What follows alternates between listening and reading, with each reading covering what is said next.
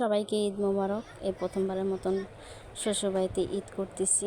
আসসালামু আলাইকুম, সবাই কেমন আছেন? আশা করি ভালো আছেন। সকাল সকাল ঘুম থেকে উঠেই এই তো শাশুড়ি সেমাই দিল, সেমাই খেতে বসে পড়লাম আমি আর আব্বু। এখানে আব্বু নামাজ পড়ার জন্য প্রস্তুতি নিচ্ছে, মানে উনি চলে যাবে নামাজে, আর আমি এখানে বসে বসে সেমাই খাচ্ছি। আব্বু অর্ধেক খেয়ে চলে যাচ্ছে। এই তো এখন নামাজে চলে যাচ্ছে, তো নামাজ পড়ে এসেই তারপরে আবার খাওয়া দাওয়া করবে।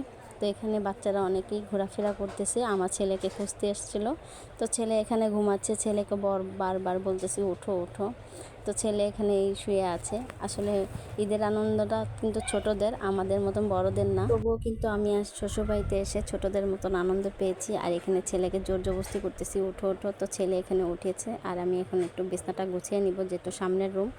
সবাই আসবে, মেহমান আসবে, সবাই আসবে। তো এসে অনেকটাই মানে গ্রামের, কখনো আমি গ্রামে ঈদ করিনি, প্রথমবারের মতন গ্রামে ঈদ করতেছি। তো গ্রামের মানুষরা সবাই আসছে আমাদের সাথে দেখা করার জন্য। তো ভাবলাম যে আমিও একটু রেডি টেডি হয়ে নিই। শাশুড়ি এখানে শাড়ি দিয়েছে। এই প্রথমবারের মতন কিন্তু আমি শ্বশুরবাড়িতে কিছু পেয়েছি। যাই হোক, এই তো আমি বিছনাটা গুছিয়ে নিয়েছি, খুব সুন্দর করে গুছিয়ে। এখানে এই তো সুপার কাভারটা আমার শাশুড়ি লাগিয়েছে, খুব সুন্দর লাগছে। এই যে আমাদের মানে সামনের রুমটা। আর এই তো এখানে আমার শ্বশুরবাড়ির থেকে এই শাড়িটা দিয়েছে, ননদও দিয়েছে একটা 3 পিস। তো ওটা দেখাই নেই, এটা যেহেতু পরবো এখন পরে রেডি হয়ে মানে সবার বাসায় যাব। মানে আমার শাশুড়ি বলতেছে তাতেই রেডি হও, সবার বাসায় নিয়ে যাব, তোমাদেরকে সালাম সালাম করে আনবো, যেহেতু আমি নতুন বউ এখানে আসছি প্রথমবারের মতন ঈদ করতে। আর এই তো এখন আমি রেডি হয়ে নিচ্ছি, একটু লিপস্টিকটা লাগিয়ে নিচ্ছি। লিপস্টিকটা না হলে তো আর হয় না, একটু সাজুগুজু করে নিচ্ছি, যেহেতু প্রথমবার আমি মানে শ্বশুরবাড়িতে ঈদ করলাম। আর ভালোই লাগতেছে আমার কাছে, মানে অনেকটাই আনন্দ ফুর্তি লাগতেছে। যাই হোক, এখানে এই তো রেডি টেডি হয়ে সুন্দরভাবে আমার শাশুড়ি আবার আমাকে চটপটি দিয়েছে, এখানে চটপটি খেয়ে নিলাম। বড় ভাবি বানিয়েছে চটপটি। তো ঈদের আনন্দটা কিন্তু চটপটির ভিতরে সীমাবদ্ধ থাকে। চটপটি না হলে তো ঈদ ঈদ ফিল হয় না। আর যদি হয় বাহিরের চটপটি তাহলে ভালোই লাগে, কিন্তু আজকে বাসায় বানিয়েছে, অনেক তৃপ্তি সহকারে মজা সহকারে খেয়েছি।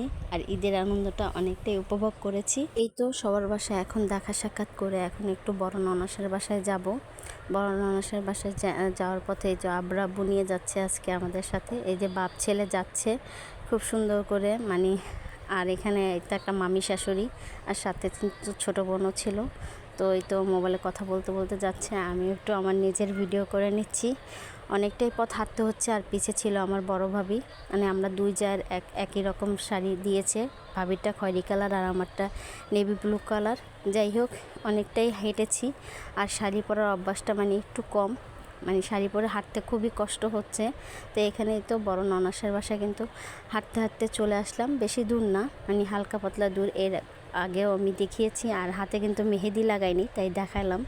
তো এই তো বড় ননাসের বাসায় চলে আসছি। আব্বু এখানে তো বলতেছে আর তাড়াতাড়ি আসো।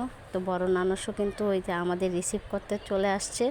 তো এখানে উনি বলতেছে আমার ভাইয়ের বউরা আসো কোলাকুলি করি। তো ওনার সাথে অনেকক্ষণ কোলাকুলি করে এই তো নাস্তা পানি দিল।